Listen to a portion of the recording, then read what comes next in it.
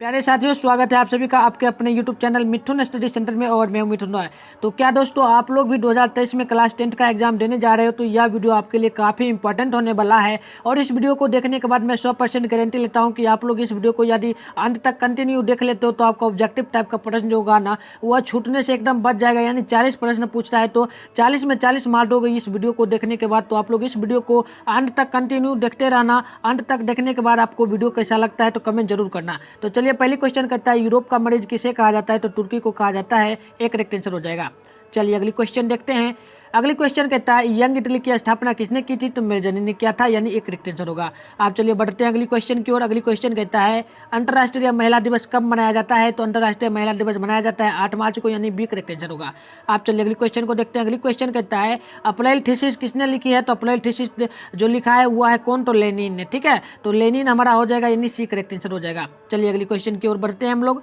अगली क्वेश्चन आप लोग देखना। अगली क्वेश्चन कहता है सोवियत संघ का विघटन किस वर्ष हुआ था? तो आप लोग याद रखना 1991 ईस्वी में हुआ था, यानी डी करेक्ट आंसर होगा। चलिए अगली क्वेश्चन को हम लोग देखते हैं।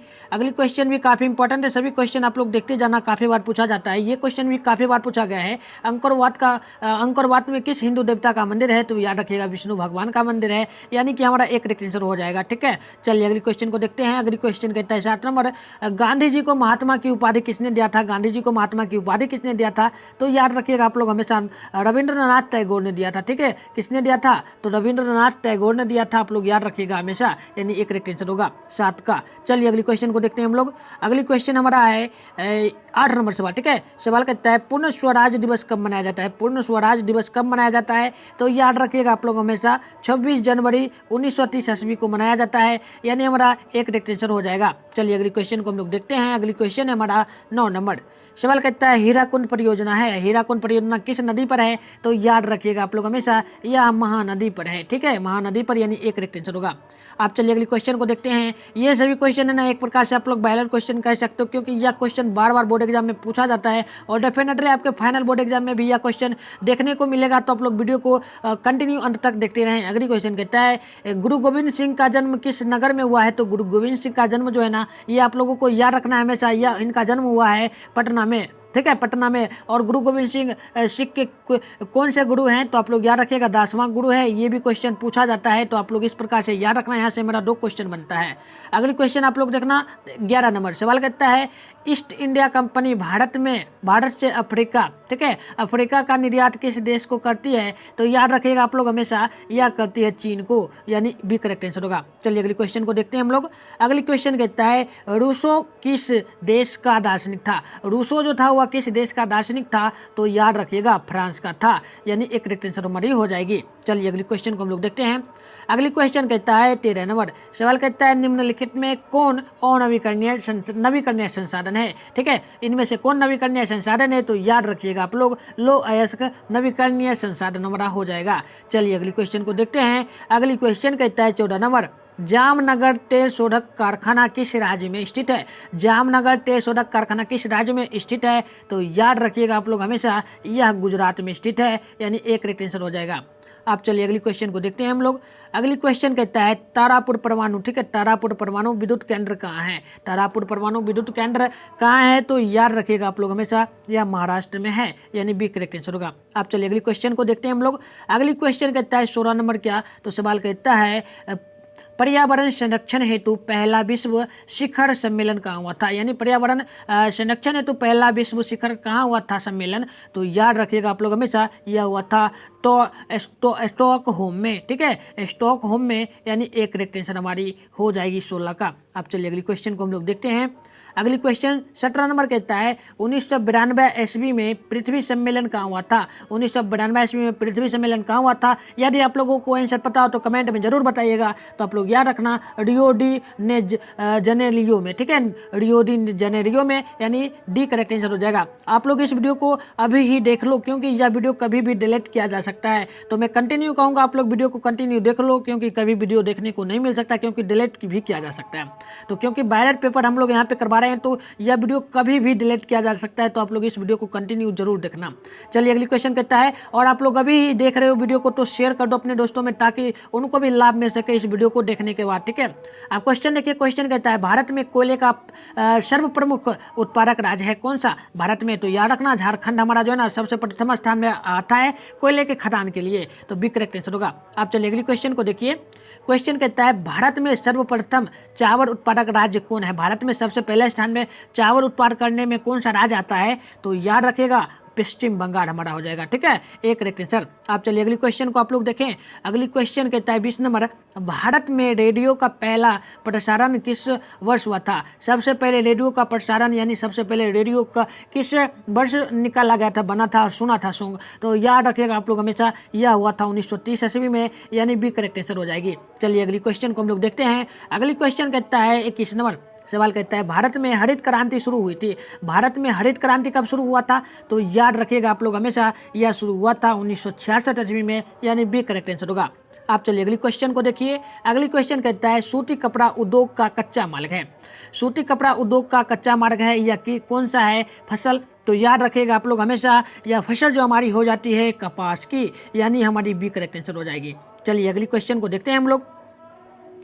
अगली क्वेश्चन कहता है रेशमी वस्त्र उत्पादन का प्रमुख केंद्र है। रेशमी वस्त्र उत्पादक का इनमें से कौन प्रमुख केंद्र है, कौन सा राज्य है? तो याद रखिएगा आप लोग हमेशा भागलपुर। भागलपुर में रेशमी वस्त्र उत्पादन किया जाता है, यानी डी करेक्ट आंसर होगा। आप चलिए अगली क्वेश्चन देखते हैं। अगली क्वेश्चन कहता है उपवरक कारखाना अवस्थित है। उपवरक कारखाना जो है ना वह कहाँ अवस्थित है? तो याद रखिएगा आप लोग हमेशा, यह अवस्थित है हमारी बरौनी में, जो कि बिहार के बेगूसराय जिला में पड़ता है बरौनी, आप लोग याद रखना। आप चलिए अगली क्वेश्चन को देखिए। अगली क्वेश्चन कहता है रंगभेद की नीति के विरुद्ध आवाज किसने उठाई थी? तो याद रखिएगा आप लोग हमेशा, रंगभेद के विरोधी जो थे ना कौन थे? तो हमेशा याद रखिएगा आप लोग, माइंड में बैठा के मार्टिन लूथर जी थे, मार्टिन लूथर किंग, ठीक है, तो आप लोग भी याद रखना। चलिए अगली क्वेश्चन को देखिए। अगली क्वेश्चन कहता है धर्म को समुदाय का मुख्य आधार मानने वाले व्यक्ति को कहा जाता है। धर्म को जो समुदाय का मुख्य आधार मानता है उस व्यक्ति को हम लोग क्या कह सकते हैं? तो याद रखिएगा आप लोग हमेशा, उसे हम कहेंगे सांप्रदायिक, ठीक है, सांप्रदायिक कहेंगे, यानी बी करेक्ट आंसर होगा। आप चलिए अगली क्वेश्चन को देखते हैं हम लोग। अगली क्वेश्चन कहता है 27 नंबर सवाल कहता है भारत में राष्ट्रीय महिला दिवस महिला आयोग अधिनियम कब बना था? यानी भारत में राष्ट्रीय महिला आयोग अधिनियम कब पारित हुआ था? तो याद रखिएगा आप लोग हमेशा, यह हुआ था 1990 ईस्वी में, यानी डी करेक्ट आंसर हमारा हो जाएगा। चलिए अगली क्वेश्चन को हम लोग देखते हैं जल्दी जल्दी, क्योंकि यह वीडियो कभी भी डिलीट किया जा सकता है, तो आप लोग वीडियो को मैं कहूँगा कंटिन्यू देख लें, हो सके तो स्क्रीनशॉट मारते जाएं क्वेश्चन को, ताकि आपके फाइनल बोर्ड एग्जाम में दिक्कत ना हो किसी प्रकार का। अब क्वेश्चन कहता है भारत में संविधान सभा का गठन कब हुआ था? भारत में संविधान सभा का गठन कब हुआ था? तो याद रखिएगा आप लोग हमेशा 1946 ईस्वी में, ठीक है। चलिए अगली क्वेश्चन को देखते हैं। अगली क्वेश्चन कहता है तेलंगाना राज्य का गठन कब हुआ था? तेलंगाना राज्य का गठन कब हुआ था? तो याद रखिएगा 2 जून, ठीक है, 2 जून 2014 ईस्वी में हुआ था। कब? 2 जून 2014 ईस्वी में, यानी एक करेक्ट आंसर हो जाएगा, ठीक है। चलिए अगली क्वेश्चन को देखते हैं हम लोग। अगली क्वेश्चन कहता है चिपको आंदोलन की शुरुआत किस राज्य से हुई थी? तो याद रखिएगा हमेशा, चिपको आंदोलन की शुरुआत जो हुई थी ना वह किस राज्य से हुआ था? तो ऑप्शन आपका शो हो रहा है, पहला है गुजरात, दूसरा है झारखंड, तीसरा है उत्तराखंड और डी में दिया गया है राजस्थान। तो याद रखिएगा आप लोग हमेशा, यह उत्तराखंड से शुरू हुआ था, ठीक है, चिपको आंदोलन। आप लोग हमेशा याद रखिएगा, क्या होगा आंसर? तो सी हो जाएगा, ठीक है। चलिए अगली क्वेश्चन को देखते हैं हम लोग, ठीक है, सी हो गया। आप चलिए अगली क्वेश्चन कहता है लोकतंत्र का प्राण किसे कहा जाता है? काफी मोस्ट इंपॉर्टेंट भी यह क्वेश्चन होता है, कहा जाता है लोकतंत्र का प्राण किसे कहा जाता है? तो याद रखिएगा राजनीतिक दलों को कहा जाता है, यानी हमारी एक करेक्ट आंसर होगा। आप चलिए अगली क्वेश्चन को देखते हैं। अगली क्वेश्चन कहता है निम्नलिखित में कौन एक राष्ट्रीय दल है? इनमें से कौन एक राष्ट्रीय दल है? तो याद रखिएगा हमेशा, ये जो भारतीय जनता पार्टी है ये राष्ट्रीय दल है हमारी, ठीक है, तो सी करेक्ट आंसर होगा। आप चलिए अगली क्वेश्चन कहता है भारत में लोकतंत्र की चुनौती क्या है? भारत में लोकतंत्र की चुनौती क्या है? तो याद रखिएगा आप लोग हमेशा, ये जो है ना जातिवाद, ठीक है, जातिवाद नहीं सभी होगा, जातिवाद, आतंकवाद, परिवारवाद, ठीक है, यानी इनमें सभी हमारी हो जाएगी। तो 33 का आप लोग क्या याद रखोगे? तो याद रखना क्या होगा? तो डी होगा। चलिए अगली क्वेश्चन को देखते हैं। अगली क्वेश्चन कहता है क्वेश्चन कहता है किसने कहा लोकतंत्र जनता का, चूंकि जनता के द्वारा तथा जनता के लिए शासन है, या किनका कहना था? तो याद रखेगा ओ ब्राह्मण लिंकन जी का कहना था, यानी सी करेक्ट आंसर हमारा हो जाएगा, ठीक है। चलिए अगली क्वेश्चन को देखते हैं हम लोग। हमारा सी हो गया। अब चलिए अगली क्वेश्चन कहता है निम्नलिखित में, ठीक है, निम्नलिखित में कौन सा कदम लोकतांत्रिक सुधार का सूचक है। तो चलिए ऑप्शन देते हैं आप लोगों को, कमेंट करना। चलिए पहला है शिक्षा, दूसरा है पंचायती राज और तीसरा है सामाजिक असमानता, तीसरा इनमें से कोई नहीं। तो क्या होगा आंसर, तो याद रखिएगा आप लोग हमेशा, इसका आंसर होगा पंचायती राज, ठीक है, यानी बी करेक्ट आंसर होगा। अब देखिए आप लोग अगली क्वेश्चन कहता है भारत के योजना आयोग के अध्यक्ष कौन थे होते हैं, ठीक है। भारत के योजना आयोग के जो अध्यक्ष होते हैं वो कौन होते हैं, तो याद रखिएगा प्रधानमंत्री होते हैं, जो कि अभी वर्तमान में हमारे देश के प्रधानमंत्री जो हैं वो श्री नरेंद्र मोदी जी हैं। तो आप लोग याद रखिएगा हमेशा, सी करेक्ट आंसर हो जाएगी, ठीक है। चलिए अगली क्वेश्चन को हम लोग देखते हैं। अगली क्वेश्चन होगा हमारा कितना नंबर, तो 27 नंबर, ठीक है। 27 नंबर सवाल कहता है भारत में प्रथम पंचवर्षीय योजना किस वर्ष शुरू हुई थी। याद रखिएगा भारत में प्रथम पंचवर्षीय योजना किस वर्ष शुरू हुई थी, तो याद रखना आप लोग हमेशा, यह हुआ था 1952 ईस्वी में, ठीक है, सबसे पहले 1952 ईस्वी में। आप चलिए अगली क्वेश्चन देखिए आप लोग। क्वेश्चन कहता है बिहार में किस जिले की प्रति व्यक्ति आय सबसे कम है, तो याद रखिएगा शिवहर का होगा सबसे कम। वहीं सबसे अधिक पूछे तो याद रखिएगा किसका, तो पटना का लिख देते हैं। सबसे अधिक पूछा जाए तो पटना, सबसे कम पूछे तो शिवहर, ठीक है। तो यहाँ से 2 क्वेश्चन बनता है, 2 में से 1 क्वेश्चन डेफिनेटली हर साल पूछा जाता है, तो इस बार भी पूछेगा आपके फाइनल बोर्ड एग्जाम में। आप चलिए अगली क्वेश्चन कहता है आधुनिक युग की प्रगति का श्रेय मुद्रा को ही है, यह कथन किसने कहा। यह कथन है, यहाँ से यहाँ तक कथन है, आधुनिक युग की प्रगति का श्रेय मुद्रा को ही दिया जाता है, तो यह किसने कहा था। तो याद रखिएगा आप लोग हमेशा, यह कहना जो था ना, यह किनका कहना था, तो यह कहना था कराउथर का, ठीक है, कराउथर का, यानी सी करेक्ट आंसर हमारी हो जाएगी कराउथर, ठीक है। चलिए अगली क्वेश्चन देखिए आप लोग। अगली क्वेश्चन कहता है बांग्लादेश की मुद्रा क्या है, तो बांग्लादेश की मुद्रा हमारी टका हो जाएगी, तो आप लोग याद रखना हमेशा टका, ठीक है। चलिए ऑप्शन भी देख लेते हैं, शायद टका दिया हो, तो चलिए टका दिया है बट टका आंसर होगा, यानी आप लोग डिसाइड एक बार कर लेना। चलिए टका ही होना चाहिए, यानी डी करेक्ट आंसर हो जाएगी। अगली क्वेश्चन देखिए 41 नंबर सवाल कहता है भारत में सहकारिता आंदोलन का प्रारंभ कब हुआ था, ठीक है। भारत में सहकारिता आंदोलन का प्रारंभ कब हुआ था, तो याद रखिएगा आप लोग हमेशा, यह शुरू हुआ था हमारा 1904 ईस्वी में, यानी सी करेक्ट आंसर हो जाएगा, ठीक है। चलिए अगली क्वेश्चन को देखते हैं। अगली क्वेश्चन कहता है 42 नंबर सवाल कहता है भारत में कितने राष्ट्रीयकृत बैंक है। भारत में कितने राष्ट्रीयकृत बैंक है, तो याद रखिएगा टोटल जो है ना भारत में राष्ट्रीयकृत बैंक वो है 19, ठीक है। तो 19 आप लोग याद रखिएगा। चलिए अगली क्वेश्चन को देखते हैं। अगली क्वेश्चन कहता है मानव की न्यूनतम आवश्यकता क्या है। मानव की न्यूनतम आवश्यकता क्या है, तो याद रखिएगा रोटी, कपड़ा और मकान ही जो है ना डेली का मनुष्य का क्या होता है, न्यूनतम आवश्यक होती है, यानी एक करेक्ट आंसर याद रखना। ये सवाल काफ़ी मोस्ट इंपॉर्टेंट होता है और पूछता भी है। वैसे तो ये 12 क्वेश्चन है, आप लोग समझना, क्योंकि यह सभी क्वेश्चन जो है ना डेफिनेटली आपके फाइनल बोर्ड एग्जाम में सीधे पूछेगा। अब क्वेश्चन कहता है इनमें कौन पूर्णतः सरकारी सेवा है, इनमें से कौन पूर्णतः सरकारी सेवा है, तो पूर्णतः सरकारी सेवा जो है ना यह क्या हो जाएगा, तो याद रखिएगा सैन्य सेवा। लेकिन सैन्य सेवा भी अब सरकारी सेवा नहीं रहा, क्योंकि अभी के समय में आप कुछ ही दिन पहले, आज से 2-3 महीना पहले क्या हुआ था कि सैन्य सेवा को भी प्राइवेट कर दिया गया है। तो आपको यह क्वेश्चन शायद बोर्ड एग्जाम में पूछा ही नहीं जाएगा। अगर पूछा भी जाए तो सैन्य सेवा अगर दे तो उसमें मारना है टिक, और ना दे तो ऐसे क्वेश्चन ही नहीं पूछेगा, क्योंकि यह क्वेश्चन अब सिलेबस से हटा दिया जाएगा, ठीक है। तो आप लोग याद रखना। चलिए अगली क्वेश्चन कहता है 45 नंबर भारत सरकार ने सूचना का अधिकार अधिनियम कब पारित किया था, तो याद रखिएगा 2005 में पारित किया था। और किस राज्य से शुरू हुआ था, तो राजस्थान से शुरू हुआ था। यह क्वेश्चन भी बार बार बोर्ड एग्जाम में पूछा जाता है, तो दोनों आप लोग याद रखना। कब पारित हुआ था, तो 2005 में, और किस राज्य से शुरू हुआ था, तो राजस्थान से, ठीक है। तो चलिए ऑप्शन में भी दिया होगा शायद, चलिए दिया है ना, हमारा दिया है 1905 में, यानी एक करेक्ट आंसर होगा। अब चलिए अगली क्वेश्चन को आप लोग देखिए। क्वेश्चन सिंपल से कहता है सुनामी शब्द किस भाषा से लिया गया है, ठीक है। सुनामी शब्द जो है ना किस भाषा से लिया गया है, तो याद रखिएगा आप लोग हमेशा, यह जापानी भाषा है सुनामी शब्द, ठीक है। तो चलिए अगली क्वेश्चन को देखते हैं। अगली क्वेश्चन कहता है निम्नलिखित में कौन प्राकृतिक आपदा है, इनमें से कौन प्राकृतिक आपदा है, तो प्राकृतिक आपदा पूछे तो भूकंप हमारी प्राकृतिक आपदा हो जाएगी, ठीक है। चलिए अगली क्वेश्चन को देखते हैं।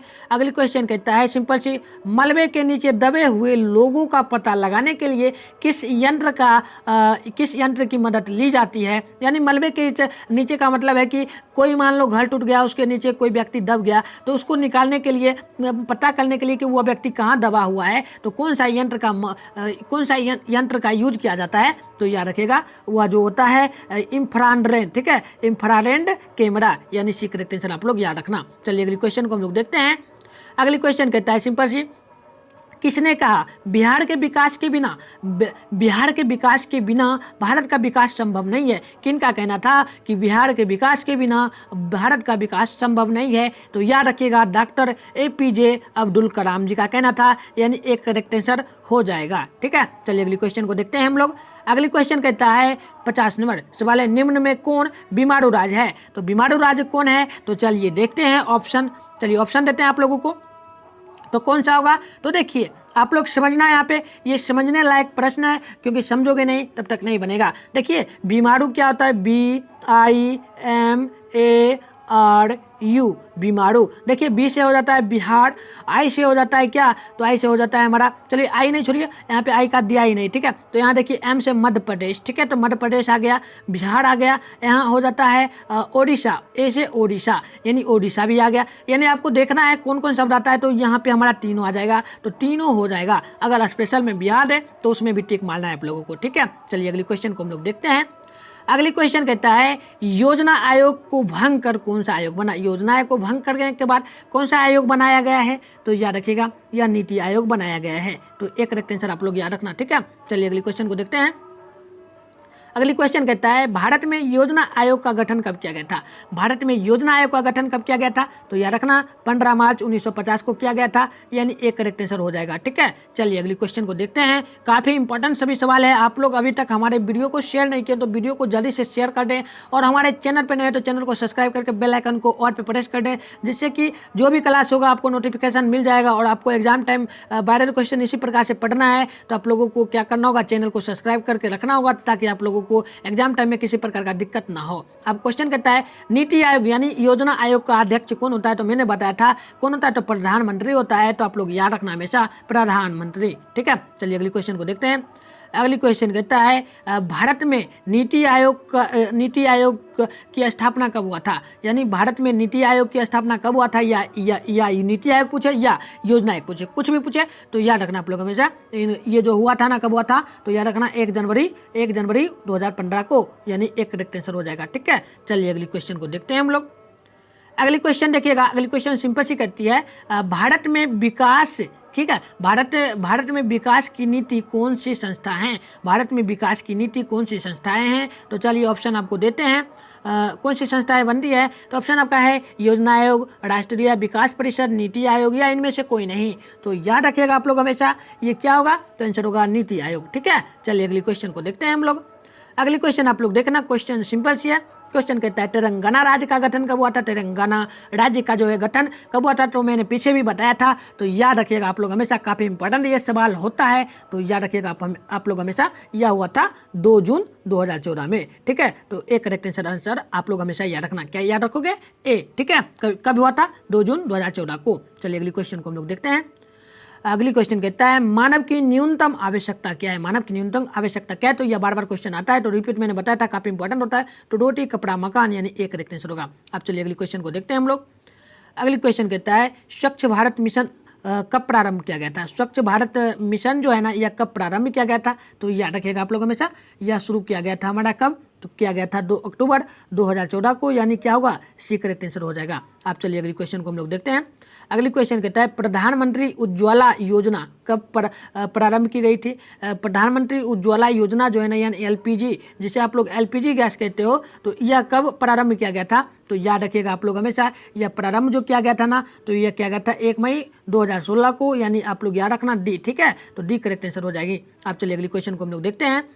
अगली क्वेश्चन कहता है, सिंपल सी 60 नंबर सवाल है, भारत में राज्यों का पुनर्गठन कब हुआ? ठीक है, भारत में सभी राज्यों का जो है ना पुनर्गठन कब हुआ था? तो चलिए देख लेते हैं एक बार ऑप्शन है आपका 1905, 1950, 1956, 1957, 1960। क्या आंसर होगा? तो आंसर आप लोग याद रखेगा हमेशा, ये होगा हमारा 1956 में पुनः हुआ था फिर से। ठीक है, पूरे राज्यों का गठन फिर से किया गया था पूरे इंडिया में, तो आप लोग याद रखना 1956 यानी भी।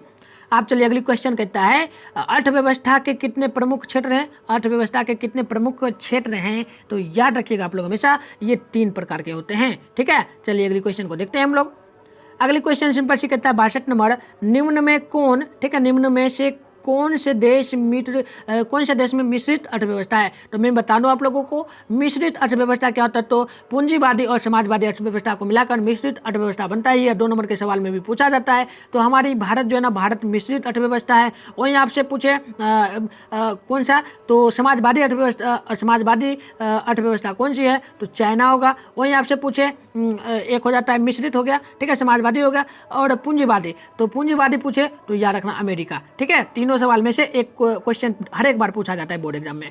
अब अगली क्वेश्चन कहता है निम्न में कौन प्राथमिक क्षेत्र कहा जाता है? इनमें से कौन प्राथमिक क्षेत्र है? तो प्राथमिक क्षेत्र जो है ना, वो हमारा होता है कृषि, ठीक है, कृषि क्षेत्र। वहीं आपको द्वितीय क्षेत्र पूछे तो औद्योगिक क्षेत्र, वहीं आपको तृतीय क्षेत्र पूछे तो सेवा क्षेत्र। आप याद रखना, ये तीनों क्वेश्चन में से भी एक क्वेश्चन आपको बोर्ड एग्जाम में फाइनल में रहेगा, ठीक है। तो चलिए अगली क्वेश्चन को देखते हैं हम लोग।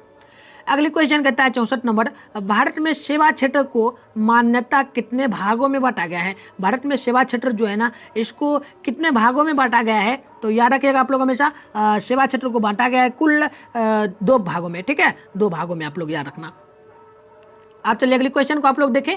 क्वेश्चन कहता है बिहार में पंचायत स्तर पर महिलाओं को आरक्षण कब दिया गया? यानी बिहार में पंचायत स्तर पर महिलाओं को आरक्षण कब दिया गया था? तो मैंने पहले भी यह क्वेश्चन का आंसर बताया था, आप लोग कमेंट करना। आपका ऑप्शन शो हो रहा है, ऑप्शन ए में है 2004 में, ऑप्शन बी में है 2005 में, ऑप्शन सी में है 2006 में, ऑप्शन सी में है, ऑप्शन डी में है 2007 में। तो क्या आंसर होगा? तो आंसर आप लोग कमेंट जरूर करना। तो चलिए बहुत अच्छे, 2006 ईस्वी में, ठीक है, 2006 में हुआ था। चलिए अगली क्वेश्चन को देखते हैं हम लोग।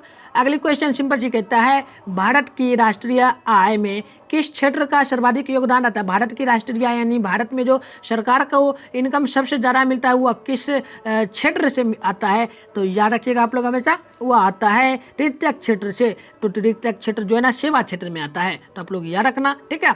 आप चलिए अगली क्वेश्चन कहता है सिंपल सी, अर्थव्यवस्था और जीविका अर्जन की एक प्रणाली है, यह कथन किनका है? सिंपल सी बात है, यहाँ से लेकर यहाँ तक कथन है अर्थव्यवस्था और जीविका अर्जन की एक प्रणाली है, यह कथन किनका है? तो यह कथन जो हो जाएगा आप लोग याद रखना, किनका हो जाएगा, कमेंट करना आप लोग जरूर। तो चलिए ब्राउन करेंस का, ठीक है, ब्राउन करेंस का। तो याद रखिएगा आप लोग हमेशा, क्या होगा, तो बी करेक्ट आंसर हो जाएगा। अब चलिए लास्ट क्वेश्चन को देखेंगे हम लोग। लास्ट क्वेश्चन कहता है सिंपल 66 नंबर सवाल है, आर्थिक क्रियाओं का उद्देश्य होता है। आर्थिक क्रियाओं का उद्देश्य क्या होता है? तो याद रखिएगा आप लोग हमेशा, यह होता है जीविकोपार्जन, यानी कि हमारा एक करेक्ट आंसर हो जाएगा। तो चलिए आई होप आप सभी को यह वीडियो देखने के बाद अच्छा लगा होगा। यदि आप लोगों को मैंने करीब 68 क्वेश्चन करवाया है इस वीडियो में, और डेफिनेटली आपको मैं बोल दूं 68 क्वेश्चन में से, ठीक है, 68 क्वेश्चन में से डेफिनेटली आपके फाइनल बोर्ड एग्जाम में जो है ना 40 क्वेश्चन निश्चित रूप से रहेगा, क्योंकि यह क्वेश्चन जो मैं करवाया हूँ काफ़ी इंपॉर्टेंट है, काफ़ी बार मतलब बोर्ड में बार बार पूछा ही जाता है। तो आप लोग इस वीडियो को देख लियो, तो इस वीडियो से जितना भी क्वेश्चन था आप लोग नोटबुक में जरूर नोट कर लेना, ताकि आपके एग्जाम टाइम में आपको दिक्कत ना हो, क्योंकि यह वीडियो कभी भी डिलीट किया जा सकता है। तो चलिए आप लोग हमारे चैनल पर नए होंगे तो चैनल को भी सब्सक्राइब कर लेना, बेल आइकन को और पे प्रेस कर देना, और जाते जाते वीडियो को एक शेयर करके जरूर जाना, ताकि आपके फ्रेंड के पास भी पहुंचे और वो भी इस प्रकार इस वीडियो से लाभ उठा सके, और वीडियो को जाते जाते लाइक करके जरूर जाना। तो चलिए यहीं पे हम लोग वीडियो को समाप्त करते हैं, मिलेंगे किसी और वीडियो के साथ।